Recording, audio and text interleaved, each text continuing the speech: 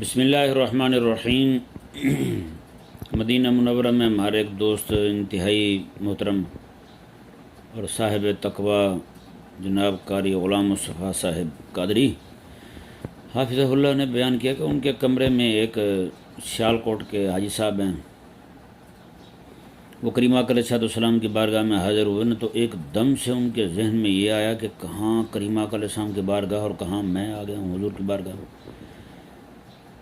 بس ان کے ایسا خوف طاری ہوا ان پر کریم آقا علیہ السلام کی بارگاہ میں حاضر ہو کر کہ میں اتنا گناہ گار بندہ اور کریم آقا علیہ السلام کی بارگاہ، تو وہاں سے وہ دوڑے حاجی صاحب، تو ان کے کوئی سمجھ نہیں آ رہا تھا انہیں کیا ہو گیا، تو وہ بیمار ہو گئے۔ اس کے بعد ان کے دل کو کچھ ہو گیا، ابھی تک وہ زیر علاج ہیں، دوائیاں کھا رہے ہیں۔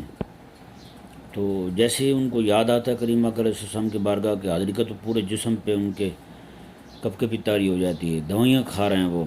کیسا ادب ہے اس بندے کے اندر، کیسا عشق ہے کریم آقا علیہ السلام کی بارگاہ کا، اللہ اکبر کبیرہ۔ اور اسی طرح انہوں نے یہ بھی بیان کیا کہ ایک خاتون جو ہیں وہ ان کے علاقہ سے مکہ مکرمہ آئیں، تو جیسے کعبہ شریفہ پر ان کی نظر پڑی نا، تو وہ ان کا پورا جسم کانپنے لگا۔ وہ کہنے لگی کہ میں اتنی گناہ گار اور رب تعالیٰ کا گھر میرے سامنے، میں اتنی گناہ گار اور رب تعالیٰ کا گھر میرے سامنے۔ بس یہ کہتے کہتے بس کہتے ہیں وہیں مائی صاحبہ جو ہیں وہ گری ہیں اور کلمہ پڑھ کے ان کی روح پرواز کر گئی ہے۔ اللہ اکبر۔ یہ عاشقان، یہ عاشق ہیں سچے اللہ تبارک و تعالیٰ کے اور اس کے حبیب کے۔ اللہ تبارک و تعالیٰ ساری امت کو یہی جذبہ عطا فرمائے، یہی محبت عطا فرمائے کریم آقا صلی اللہ علیہ وآلہ وسلم کی بارگاہ شریفوں کی۔